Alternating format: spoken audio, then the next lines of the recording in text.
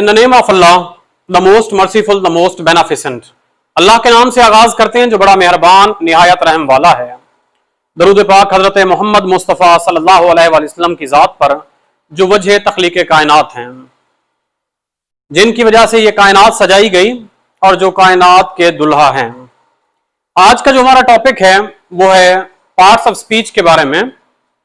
जैसा कि हम पहले ही डिस्कस कर चुके हैं इस चीज के बारे में कि पार्ट्स ऑफ स्पीच से क्या मुराद है। Something that we say is called speech. Every part, every word in a speech plays its important role. हर लफ्ज स्पीच के अंदर अपना एक किरदार अदा करता है। उस लफ्ज के किरदार को हम उस स्पीच का पार्ट कहते हैं या उसका रोल कहते हैं। Depending upon the role of that word हम स्पीच को डिफरेंट कैटेगरीज के अंदर डिवाइड करते हैं। हमारे पास नाउन होता है, प्रोनाउन होता है, वर्ब होता है, एडवर्ब होता है, जिनको हम पिछले लेक्चर के अंदर डिस्कस कर चुके हैं।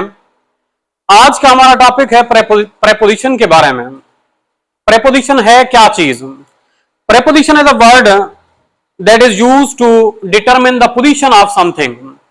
किसी भी चीज की पोजीशन के बारे में बताता है, ऐसा लफ्ज होता है, उस लफ्ज को हम प्रेपोजिशन कहते हैं। Preposition describes the position of something, some noun और pronoun. Preposition is a word that is used before a noun और pronoun to show its relation with other person और थिंग। ये एक ऐसा वर्ड होता है जो नाउन या प्रोनाउन के रिलेशन को जाहिर करता है दूसरी चीजों के साथ। For example, I placed my bag on the table. मैंने अपने बैग को टेबल पर रखा, ऑन द टेबल। ये ऑन जो है प्रेपोजिशन है। Same, the book is in my bag. Book जो है वो कहां है? मेरे बैग के अंदर है। ये इन जो है यहां पर प्रेपोजिशन बन जाती है। नेक्स्ट हमारे पास काइंड्स ऑफ प्रेपोजिशन आ जाती हैं। प्रेपोजिशन की हमारे पास 3 डिफरेंट काइंड्स आती हैं। प्रेपोजिशन ऑफ प्लेस, जैसा कि ऑन और इन इस्तेमाल होती हैं। ऑन है, इन है या अंडर इस्तेमाल होती है। इसी तरह प्रेपोजिशन ऑफ टाइम है, इन, ऑन एंड एट इस्तेमाल होते हैं। सेम प्रेपोजिशन ऑफ मूवमेंट है, टू एंड इन टू, ये दोनों प्रेपोजिशन ऑफ मूवमेंट के तौर पे इस्तेमाल होती हैं। अगर हम प्रेपोजिशन की फॉर्म्स की बात करें तो हमारे पास जो है 3 किस्म की प्रेपोजिशन यहां पे आ जाती है। एक को हम कहते हैं सिंपल प्रेपोजिशन, जैसे एट है, बाई है, विद, इन, ऑन, एट। इसी तरह कंपाउंड प्रेपोजिशन आ जाती है। अगर हमारे पास जो है एक प्रेपोजिशन इस तरह से हो कि 2 अल्फाज को मिला दिया जाए, अक्रॉस है, बिहाइंड, अबव, बिटवीन। इसी तरह हमारे पास डबल प्रेपोजिशन आ जाती है, जैसे इन टू है या ऑन टू है, इसको हम डबल प्रेपोजिशन कहते हैं। तो आगे हम यहां पर डिस्कस करेंगे डिफरेंट प्रेपोजिशन के। जो प्रेपोजिशन ऑफ टाइम है इनको हम डिस्कस करेंगे। हमारे पास इन है, इन का जो यूज है महीने के साथ इस्तेमाल होती है, साल के साथ इस्तेमाल होती है और मौसम के साथ और पार्ट ऑफ द डे के साथ। इनके साथ हम इन इस्तेमाल करते हैं। जैसे मिसाल दी हुई है, इन जून, इन सितंबर, यानी मंथ के साथ हम इन इस्तेमाल करते हैं। इसी तरह से ईयर के साथ इन 2011, इन 2020, इन 2023, इसके साथ भी हम प्रेपोजिशन इन इस्तेमाल करते हैं। सेम विद द सीजन, मौसम के साथ भी प्रेपोजिशन इस्तेमाल होती है। इसको हम नाम देते हैं सीजन। जैसे फॉर एग्जांपल इन विंटर हो गया, इन समर हो गया। और इसी तरह से पार्ट ऑफ द डे के साथ in the morning, in the evening. Duration of the day in a second, in 2 weeks, यानी ड्यूरेशन दिया जाता है, दिन का, वक्त का ड्यूरेशन दिया जाता है, इसके साथ भी हम इन इस्तेमाल करते हैं। नेक्स्ट हमारे पास प्रेपोजिशन आ जाती है जिसे हम एट कहते हैं। पार्ट ऑफ द डे के लिए इस्तेमाल होती है। पार्ट ऑफ द डे के लिए एट नाइट जैसे है। इसी तरह से टाइम ऑफ द डे के लिए एट 8 o'clock, एट 9 o'clock, वक्त को जाहिर करने के लिए एट इस्तेमाल होता है। इसी तरह मुख्तलिफ किस्म की सेलिब्रेशन होती है, जैसे ईद हो गया, 14 अगस्त हो गई, एट द ईद या एट इंडिपेंडेंस डे। तो इसके साथ फिक्स्ड फ्रेजेस होते हैं कुछ, उन फिक्स्ड फ्रेजेस के साथ भी एट इस्तेमाल करते हैं, at the same time. Next हमारे पास ऑन है। ऑन जो है हमारे पास इस्तेमाल होती है डेज ऑफ द वीक के लिए, on Sunday, on Friday, on Saturday वगैरह। डेट के लिए ऑन 20 अगस्त, 20 अगस्त, डेट के लिए भी ऑन इस्तेमाल होती है। On special part of the day, किसी वक्त का कोई खास लम्हा, ऑन द मॉर्निंग ऑफ 2 अक्टूबर, किसी दिन का खास लम्हे के लिए इस्तेमाल होती है ऑन। इसी तरह मूवमेंट टूवर्ड्स, सॉरी ये हमारे पास आ जाती है टू एक ऐसी प्रेपोजिशन है जो मूवमेंट टूवर्ड्स अ पर्सन, एक बंदे की तरफ मूवमेंट है। गो टू सरमद, यानी सरमद के पास जाओ। एंटर अ रूम और बिल्डिंग, बिल्डिंग के लिए एंटर करने के लिए हम इनटू का इस्तेमाल करते हैं। Go into the kitchen, kitchen के अंदर चले जाइए। गो इनटू द लाइब्रेरी, आप लाइब्रेरी में चले जाइए। इसी तरह हमारे पास फ्रॉम है, तो फ्रॉम जो होता है in the sense of where, कहां के लिए इस्तेमाल होता है। A flower from the garden, यानी एक जो हमने फूल है वो गार्डन से लिया हुआ फूल है, ये हमारे पास प्रेपोजिशन है। नेक्स्ट हमारे पास आ जाता है कंजंक्शन। कंजंक्शन जो है एक ऐसा वर्ड है जो जोड़ने के लिए इस्तेमाल होता है। It is use to join, ये ज्वाइन करने के लिए इस्तेमाल होता है, अटैच करने के लिए इस्तेमाल होता है, दो लफ्जों को, दो जुमलों को, दो फ्रेजेस को। तो वो लफ्ज जो अटैचमेंट के लिए इस्तेमाल हो रहा है उसको हम कंजंक्शन का नाम दे रहे हैं। जैसे for example conjunction is a word that is used for joining one word to another word, एक लफ्ज को दूसरे लफ्ज के साथ जोड़ता है। इसी तरह से एक सेंटेंस को दूसरे सेंटेंस के साथ जोड़ता है, या एक फ्रेज को दूसरे फ्रेज के साथ जोड़ता है, इसको हम कंजंक्शन कहते हैं। आइए देखते हैं इसके आगे हमारे पास क्या है। For example Salam and his brother came to me, Salam और उसका भाई जो है वो मेरे पास है। एंड यहां पे है एज ए कंजंक्शन के तौर पे इस्तेमाल हो रही है। He ran fast but he missed the train, यहां पर but जो है एज अ कंजंक्शन के तौर पे इस्तेमाल हो रही है। Wait until I return, उस वक्त तक इंतजार करो जब तक मैं वापस आ जाता हूं। Until जो है यहां पे प्रेपोजिशन के तौर until यहां पर कंजंक्शन के तौर पे इस्तेमाल हो रही है। Work hard least you should fail, सख्त मेहनत करो ऐसा ना हो कि आप फेल हो जाओ। यहां पर लीस्ट जो है ये एज अ कंजंक्शन के तौर पे इस्तेमाल हो रही है। You will get the prize if you deserve it, you will get the prize if you deserve it, आप प्राइज जीत जाओगे अगर आप इसको डिजर्व करते हो। इफ जो है यहां पर कंजंक्शन के तौर पे इस्तेमाल हो रही है। आई डिड नॉट कम, मैं नहीं आया, because you had not invited मी, क्योंकि आपने मुझे बुलाया ही ना था। बिकॉज जो है यहां पर कंजंक्शन के तौर पे इस्तेमाल हो रही है। फर्दर अगर आगे हम चलें तो हमारे पास कंजंक्शन की दो टाइप्स आ जाती हैं। एक को हम नाम देते हैं कोऑर्डिनेट कंजंक्शन का, किसका नाम देते हैं, कोऑर्डिनेट कंजंक्शन का नाम देते हैं। और दूसरी जो होती है उसको हम नाम देते हैं सबऑर्डिनेट कंजंक्शन का। कोऑर्डिनेट कंजंक्शन क्या है, ऐसी कंजंक्शन होती है जो उन दो जुमलों को अटैच करने के लिए, उन दो जुमलों का जंक्शन पॉइंट बनाने के लिए, उन दो जुमलों को जोड़ने के लिए इस्तेमाल होती है, जो इक्वल रैंक के जुमले होते हैं। फॉर एग्जांपल एक ऐसा जुमला है जो दूसरे जुमले पे डिपेंड नहीं कर रहा, ये भी इंडिपेंडेंट है, ये भी इंडिपेंडेंट है। दो इंडिपेंडेंट जुमलों को जोड़ने के लिए जो कंजंक्शन इस्तेमाल होगी उसको हम नाम देते हैं कोऑर्डिनेट कंजंक्शन का। आइए इसको देखते हैं। These conjunction join sentences of equal rank, ये वो कंजंक्शन है जो कोऑर्डिनेट कंजंक्शन की बात कर रहे हैं, जो इक्वल रैंक के जुमलों को जोड़ने के लिए इस्तेमाल होती हैं। फॉर एग्जांपल इसमें एक जो है हमारे पास एक्रोनिम इस्तेमाल होता है जिसमें आता है फैन बॉयज। क्या आता है, फैन बॉयज।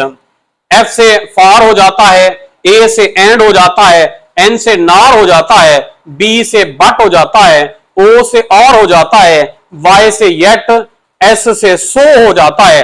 अगर किसी वर्ड के अंदर ये कंजंक्शन आ जाए, किसी दो जुमलों को जोड़ने के लिए ये कंजंक्शन इस्तेमाल हो, तो इन कंजंक्शन को हम नाम देते हैं कोऑर्डिनेट कंजंक्शन का। किसका नाम देते हैं, कोऑर्डिनेट कंजंक्शन का। For example we went out and it rained heavily, we went out and it rained heavily. And जो है यहां पर कोऑर्डिनेट कंजंक्शन है। I shall do it tomorrow, और I shall not do it at all, मैं इसे कल करूंगा या मैं बिल्कुल ही इस काम को नहीं करूंगा। और का इस्तेमाल हुआ यहां पर। इसी तरह हमारे पास है it was sunny day, it was sunny day and we were happy, it was sunny day and we were happy. I it was sunny day and we were happy, इसमें एंड का इस्तेमाल हुआ है। आई शेल डू इट और I shall not do it at all, मैं इसे करूंगा या बिल्कुल ही नहीं करूंगा, यहां पर आर का इस्तेमाल हुआ है। तो ये कोऑर्डिनेट कंजंक्शन थी। एक और बात भी इसमें आपको बतला दूं मेरे दोस्तों, कोऑर्डिनेट कंजंक्शन जो होती है हमेशा कंपाउंड सेंटेंसेस के अंदर इस्तेमाल होती है। ऐसे सेंटेंसेस जिनमें दो इक्वल रैंक के जुमले इस्तेमाल किए जाएं उनको हम नाम देते हैं कंपाउंड सेंटेंसेस का। तो ये कोऑर्डिनेट कंजंक्शन जो है कंपाउंड सेंटेंसेस के अंदर भी इस्तेमाल होती है। नेक्स्ट हमारे पास है सबऑर्डिनेट कंजंक्शन। सबऑर्डिनेट से क्या मुराद है, यानी एक चीज जो है वो सुपीरियर है और दूसरी चीज जो है उससे इंफीरियर है। एक चीज इंडिपेंडेंट है और दूसरी चीज डिपेंडेंट है। इंडिपेंडेंट सेंटेंस और डिपेंडेंट सेंटेंस को जो कंजंक्शन आपस में जोड़ देती है उस कंजंक्शन को हम नाम देते हैं किसका, सबऑर्डिनेट कंजंक्शन का। किसका नाम देते हैं, सबऑर्डिनेट कंजंक्शन का। The type of conjunction which is used to join two sentences in which one sentence is independent sentence and the other sentence is dependent sentence. एक सेंटेंस इंडिपेंडेंट होता है और दूसरा सेंटेंस जो होता है वो डिपेंडेंट सेंटेंस होता है।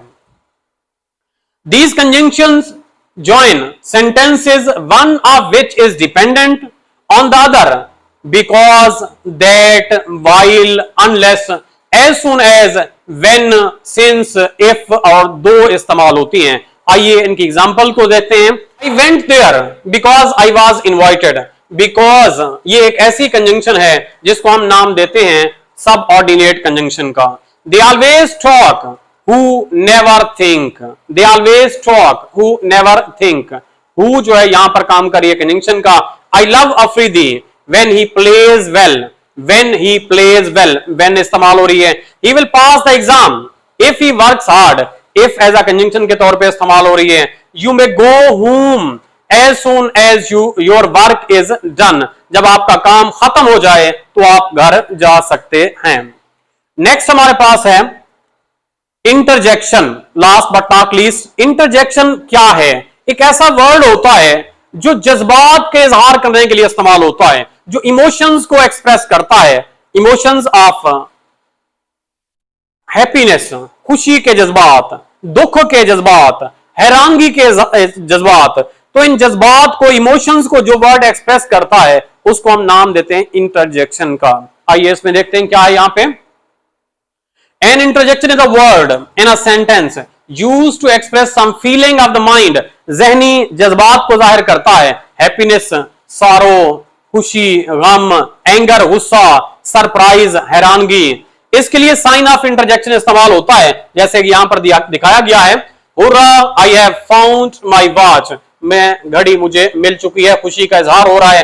Allah my friend has failed in mathematics, अफसोस हो रहा है कि मेरा दोस्त जो है मैथमेटिक्स के अंदर फेल हो चुका है।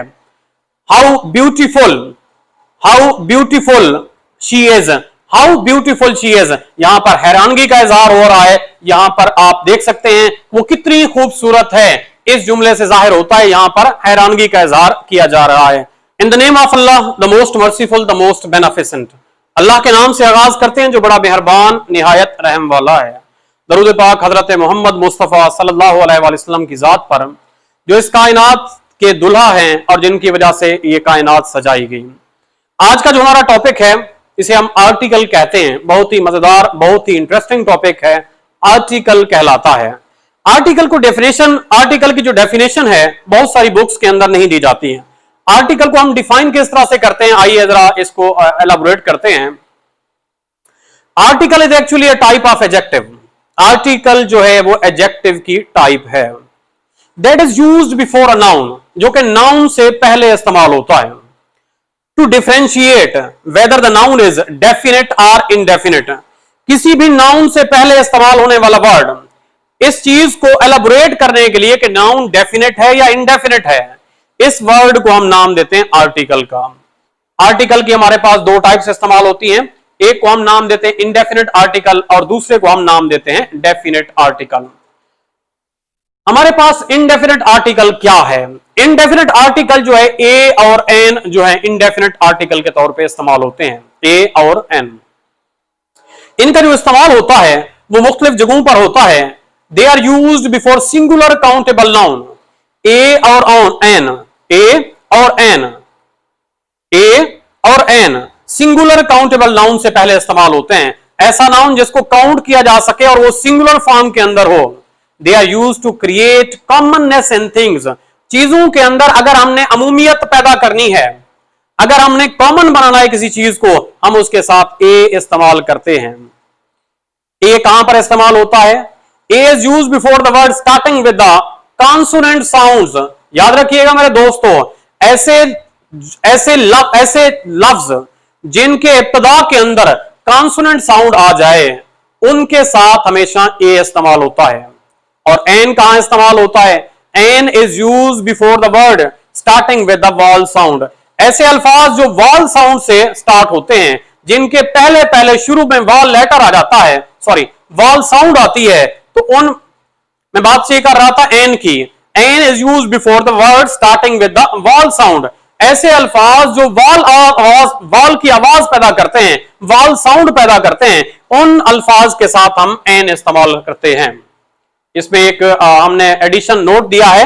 एक टेक्निक होती है किसी भी वर्ड को बोलते हुए, इंग्लिश में किसी भी वर्ड को स्पीक करते हुए, प्रोनाउंस करते हुए, अटर करते हुए अगर अलिफ की आवाज आ जाए, याद रखिएगा मेरे दोस्तों, अगर किसी भी लफ्ज को पढ़ते हुए अलिफ की आवाज आ जाए तो उसके साथ हम एन इस्तेमाल करते हैं। और अगर किसी वर्ड को पढ़ते हुए अलिफ की आवाज ना आए तो उसके साथ हम एन इस्तेमाल नहीं करते बल्कि ए इस्तेमाल करते हैं। नेक्स्ट हमारे पास है डेफिनेट आर्टिकल। डेफिनेट आर्टिकल को दा कहते हैं। The it is used to refer any particular thing. किसी भी खास चीज के लिए इस्तेमाल होता है। दा किसी खास चीज को डिनोट करने के लिए इस्तेमाल होता है। ये कॉमननेस को जाहिर नहीं करता, ये अमूमियत को जाहिर नहीं करता, ये किसी चीज को खास बना देता है। ये रेफर बैक करता है किसी एक्शन को उस खास चीज के साथ जो पहले जिसका जिक्र किया गया हो।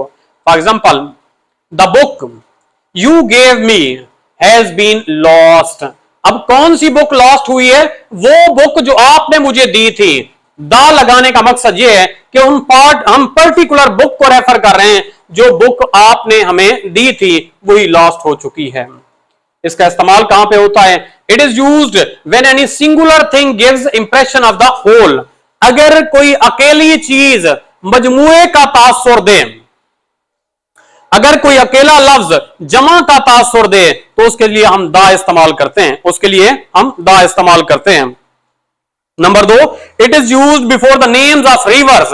दरियाओं के नाम से, समंदर के नाम से, जजीरों के नाम से और होली बुक्स के नाम से और अखबारात के नाम से पहले भी हम दा इस्तेमाल करते हैं। इट इज ऑल्सो यूज्ड, इसका इस्तेमाल होता है, it is also used before the names of thing which are unique. खास चीजों के साथ जो बेमिसाल होती हैं, जो अकेली होती हैं नेचर के साथ, जैसे सन है, द सन, जैसे अर्थ है, द अर्थ, जैसे मून है, द मून इस्तेमाल करते हैं। It is also used before third degree of an adjective. किसी भी एडजेक्टिव की जो थर्ड डिग्री हम इस्तेमाल करते हैं, सुपरलेटिव डिग्री हम इस्तेमाल करते हैं, सुपरलेटिव डिग्री ऑफ एडजेक्टिव के साथ भी हम द इस्तेमाल करते हैं। नोट एक बात है, दा है क्या चीज? It is shorter form of that.